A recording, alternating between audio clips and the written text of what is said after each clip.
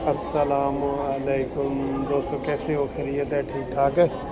तो मैं भी जनाब खैरियत से हूँ। आपको पता है कि आज हमारी साबिक वज़ीर आज़म जो 2 दफ़ा रही हैं, मोहतरमा बेनज़ीर भुट्टो साहिबा, उनकी बरसी है, 15वीं बरसी है। 15 साल हो गए। आप यकीन करें, जब मैंने अभी ये सुबह टीवी पे सुना ना कि 15 साल हो गए, तो मुझे ये कल की बात लगी है कि हमारे सामने उनको किस तरीके से आखिरी तकरीर में उनकी सुन रहा था। वो हमारे सामने उन्होंने वो बीच में माला पहनी हुई थी, बड़ी खूबसूरत तकरीर की, बड़ा कामयाब जलसा किया, और वो जब वापस जाने लगी तो धमाका हुआ और वो पिंडी में वो शहीद हो गई। ठीक है, हमारी बड़ी अच्छी सियासतदान थी, पॉपुलर थी बहुत ज़्यादा। और अब उनको ये उनके पहले वाले साहब हुए, आपको पता है कि भुट्टो फैमिली के साथ ये वाली चीज़ें होती रही हैं।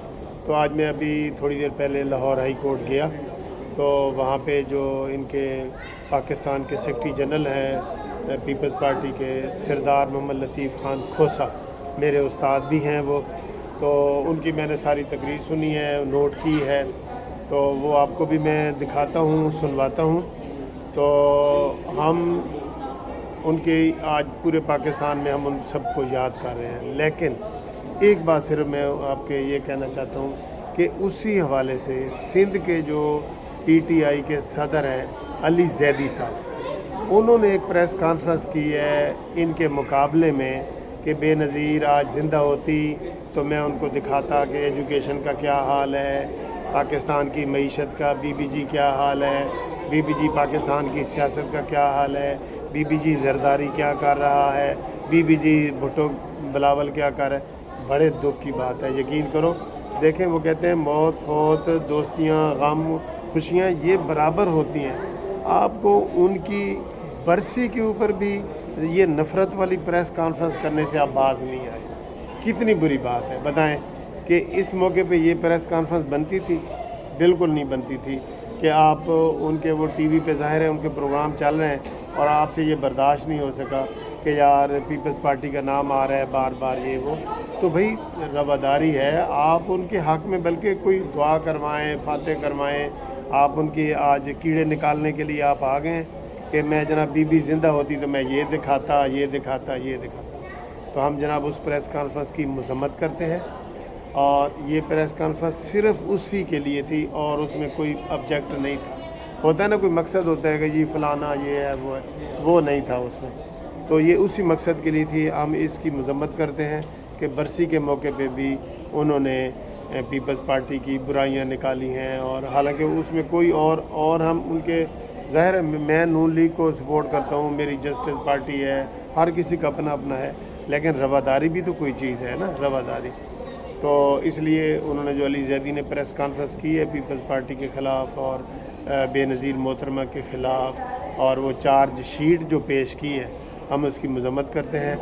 और अब मैं आपको दिखाता हूँ कि आज उस बरसी में लाहौर हाई कोर्ट में जो पीपल्स लॉयर फोरम का इजलास हुआ है, उसमें सरदार लतीफ़ साहब खोसा साहब ने जो बातें की हैं, मैं उनका जिस्ट आपको बता रहा हूँ। वो मुख्तसर सा एक जो है ना वो आप देखें, और उसके बाद फिर हम अगली वीडियो में आपसे मुलाकात करते हैं।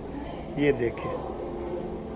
यूनाइटेड स्टेट्स ऑफ अमेरिका से आए हैं, और आपने चूँकि मैं इलेक्शन मॉनिटरिंग सेल का इंचार्ज भी था, मैंने जो है वो पूरी एक डोजियर तैयार किया था जो इलेक्शन जिस अंदाज से जनरल परवेज मुशर्रफ कराने जा रहा था। 7 जनवरी को इलेक्शन था, ये 27 दिसंबर की बात है, और ये बीबी की आखिरी पब्लिक मीटिंग थी जो उस इलेक्शन के नाता से भी थी, और तारीख ने देखा बदकिस्मती से कि ये उनकी ज़िंदगी की आखिरी थी जो लियाकत बाग में होना थी।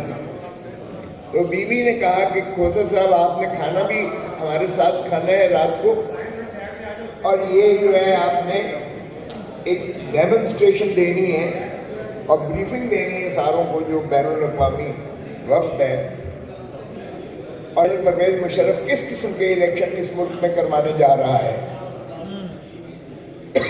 क्योंकि जो हमारी बैनुल अक़वामी क़ुव्वतें इसमें शामिल हुई थी, जिस पर हमें بولے تو الزام ٹھہرایا جاتا ہے NRO ہمارے گلے میں پڑا ہوا ہے، اگرچہ میں اس کے خلاف تھا ذاتی طور پر، انہوں نے بیوی کو کہا تھا اور بیوی نے کبھی یہ نہیں چاہا تھا. یہ بھی میں آپ کو بتاتا چلوں تاریخی پس منظر میں، ہم نے نہیں مانگا تھا NRO، بیوی نے نہیں مانگا تھا NRO.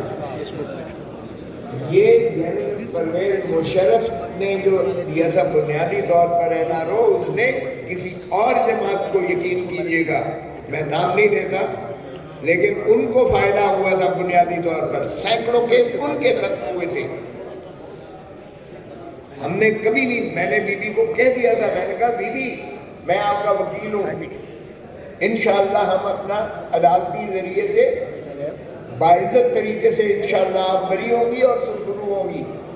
ہمیں کوئی ایسی بیساکھی کی ضرورت نہیں ہے کہ ہمارے اوپر ایک ڈکٹیٹر احسان کر رہا ہو، NRO کی آڑ میں ہمیں جو ہے مستثنا کر رہا ہو. بی بی نے بالکل اس سے متفق ہوئی، کیونکہ میں لندن میں بھی بی بی کے ساتھ تھا جب یہ باتیں ہو رہی تھی.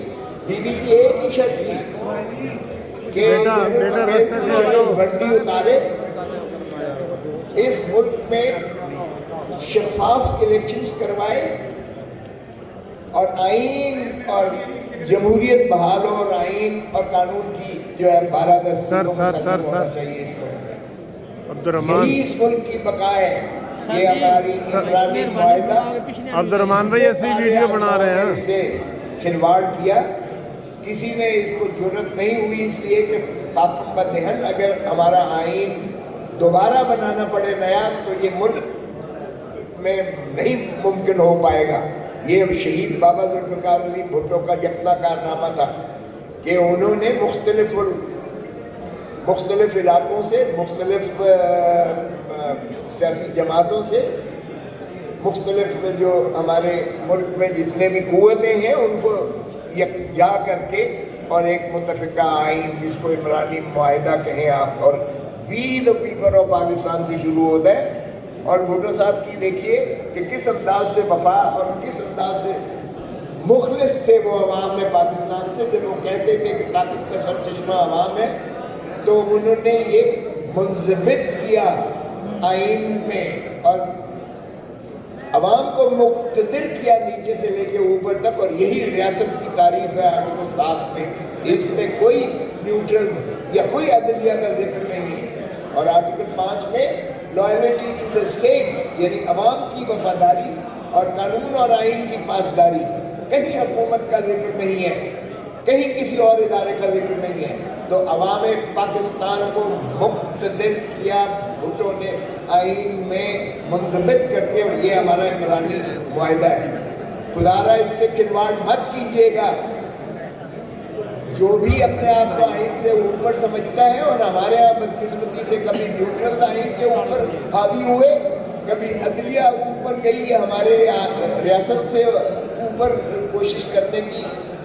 اور یہ اس میں میں سمجھتا ہوں کہ اگر ہم نے اس ملک میں ایک خوشحال پاکستان بنانا ہے، ایک آزاد صحیح معنی میں پاکستان بنانا ہے، اور دنیا کی اقوام میں ہم نے وہی عظمت کے ساتھ کھڑا ہونا ہے، شان کے ساتھ، تو پھر ہمیں آئین پر عمل کرنا پڑے گا اور مقتدر عوام کو کرنا پڑے گا. اور یہی رانی شہید بینظیر بھٹو کو جو آخری خط لکھا تھا بھٹو صاحب، انہوں نے کہا کہ رخصتی کے وقت باپ اپنی بیٹی کو جہیز دیتا ہے، دولت دیتا ہے، جاگیر دیتا ہے. میں تمہیں عوام کی خدمت سونپ کے جا رہا ہوں کہ تم نے عوام کی